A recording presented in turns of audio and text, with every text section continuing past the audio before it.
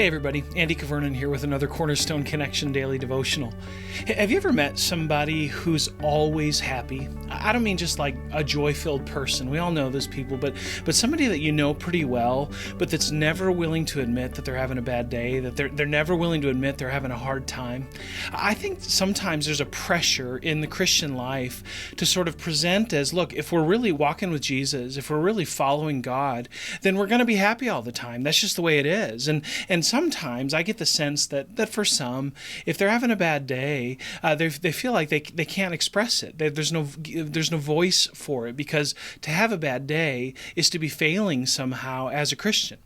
Well, I want to offer to you a concept that may encourage you if you're one who, like me, has a bad day once in a while, one who struggles once in a while. It's the concept of lament, and perhaps we've talked about it before in the Cornerstone Connection, but I want to bring you to a passage today that's assuredly a lament from the Psalms, and I want you to see in it an opportunity to actually have a bad day and for that to be okay. I want to read to you just a little bit. We're not going to read the whole thing. I'm assuming you've read it as part of your daily reading.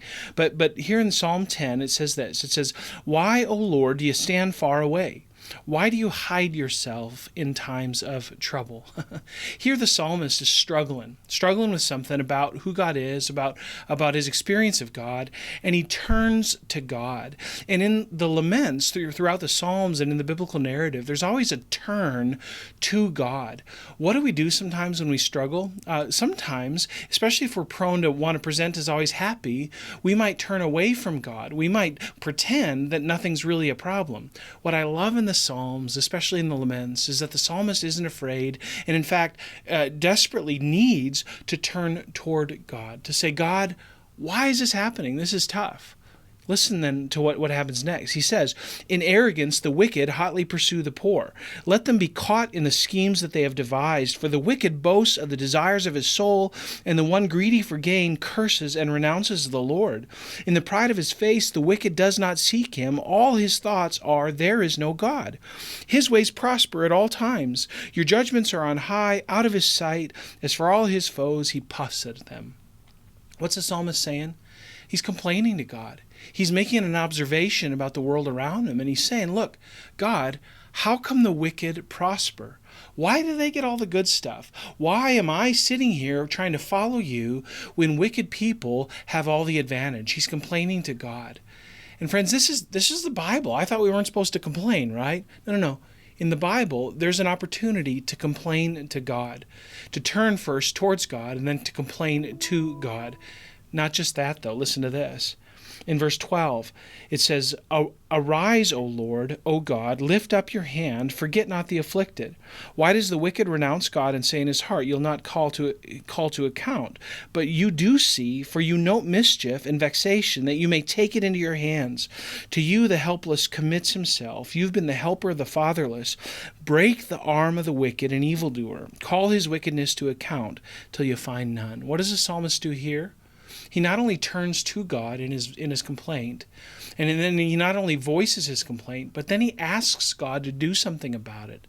Friends, isn't it amazing that here we have a pattern of turning to God in our trouble, not turning away from God, complaining to God, saying, God, this is what I don't like. This is what I'm struggling with. This is why I'm having a bad day. And then in that, to ask God to do something about it. He says here, verse 12, "Arise, O Lord, O God, lift up your hand, forget not the afflicted." God, would you please take care of this injustice? Would you please do something about this? But then, not just that. Listen to the last part of the pattern here for the lament. At the end, there's a turn, there's a complaint, there's an ask, and then this, verse 16, "The Lord is king forever and ever. The nations perish from his land.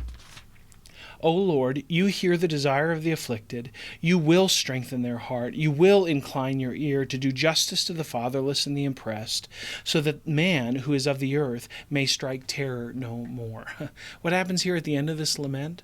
The psalmist expresses trust in God.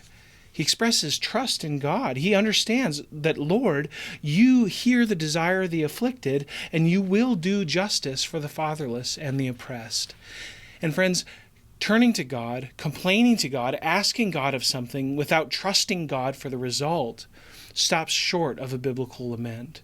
But when you put it all together, when we turn to God instead of away from Him, when we give voice to our complaint, God, this is what's hard, and then when we ask God to do something about it, and then trust Him, express our trust, God, I realize your ways are not my ways. Your ways are higher than mine. I'm but a mortal.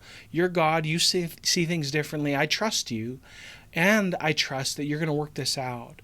When we do that, friends, we have a great pattern for giving voice to our bad days.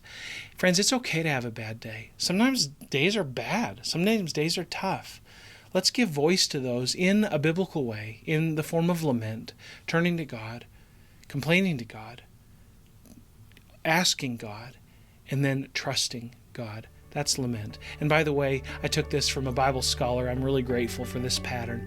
We can apply this in our lives. I try to apply it in my own. You can apply it too. Friends, be joyful. Have great days. But when you have a bad day, don't pretend. Don't think you have to put on a happy face just because.